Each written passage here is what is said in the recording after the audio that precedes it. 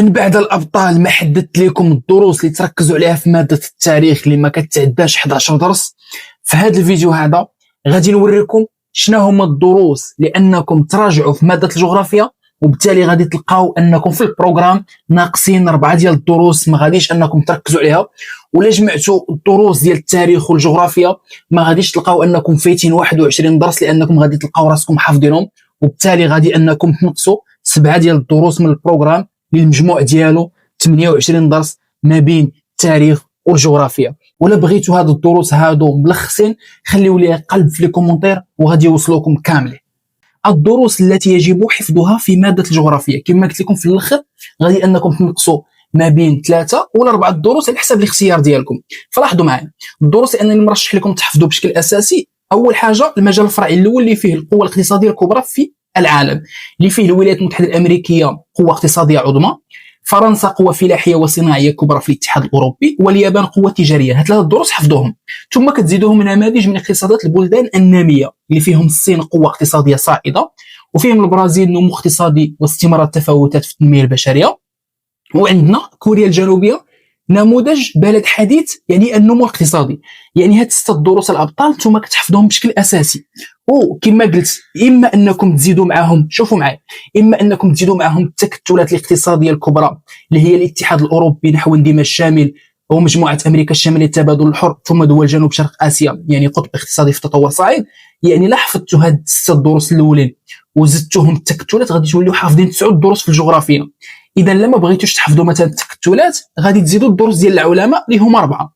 العولمه المفهوم الاليات الفاعلون، تنظيم المجال العالمي في اطار العولمه، تفاوت النمو يعني بين دول الشمال ودول الجنوب، ثم المجال العالمي والتحديات الكبرى. نعاود شنو قلت لكم؟ قلت لكم انكم تحفظوا هاد 6 دروس كدروس اساسي لانهم كيتحطوا ديما يعني في المقاله في الجغرافيا.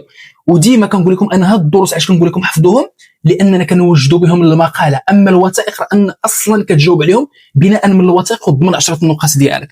كما قلت الابطال كتحفظوا هاد 6 نقاط كدروس اساسيه، والدروس ديال التكتلات ولا الدروس يعني ديال العلماء انتم كتختاروا منهم. يعني لا حفظتوا الدروس ديال التكتلات ما كتحفظوش الدروس ديال العلماء، ولا حفظتوا الدروس ديال العلماء ما كتحفظوش الدروس ديال التكتلات.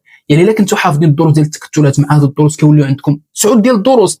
الا ما بغيتوش التكتلات راه كتحفظوا الدروس ديال العلماء كيوليو عندكم 10 ديال الدروس. وغادي نوريكم دابا علاش وكيفاش كيتحط الامتحان في المقاله وكيفاش انكم تختاروا. كما قلت لكم دابا حنا ملي كنمشيو للامتحان الوطني يعني في المقاله كيعطوني الاختيار، يعني كيعطوني 2 ديال المقالات وانا كنجاوب بناء على داكشي اللي مراجع في المقاله المناسبه ليا وشكون اللي غادي نكتب فيها مزيان. فمثلا جينا للمقاله الاولى غادي نلقاو مظاهر الاندماج الشامل في الاتحاد الاوروبي ومظاهر الاندماج الجهوي في مجموعه الينا. ثم هنا غادي نلقاو عوامل الاندماج الشامل في الاتحاد الاوروبي، ثم حصيله الاندماج الشامل في الاتحاد الاوروبي. التلاميذ اللي حفظوا هذو الدروس هادو وحفظوا التكتلات اذا راه لقاو المقاله الاولى اللي جاوبوا عليها. كنجيو نشوفوا المقاله الثانيه، مظاهر القوه الفلاحيه في كل من فرنسا والصين، العوامل المفسره للقوى الفلاحيه بالبلدين، المشاكل التي تعترض الفلاحه يعني مثلا بفرنسا. هنا جيتي انت حافظ يعني الدروس ديال القوى الاقتصاديه اللي قلت لكم كدروس اساسيه. اذا هنا لقيتي انت المقالات بجوج كتختار المقاله اللي تجاوب عليها وتضمن 10 النقاط ديالك. نشوفوا مثلا موضوع مقالي اخر.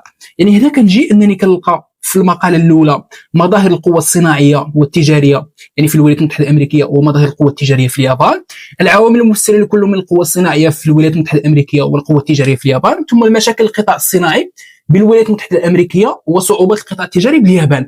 يعني انت انك لقيتي الدرس هنا ديال الولايات المتحده الامريكيه ولقيتي اليابان، يعني غادي تجاوب على المقاله الاولى ضمن 10 النقاط. ولكن انت انك حافظ معها التكتلات. نشوفوا الموضوع المقالي الثاني، تعريف المجال العالمي والمجال المتوسطي، مظاهر التفاوت الاقتصادي في تنظيم المجال العالمي ومظاهر التباين يعني في كل من التحديات السكانيه والبيئيه، العوامل المفسره لكل من التحديات البيئيه في دول الشمال والتحديات السكانيه في دول الجنوب. كتكمل هنا شنو لقيتي؟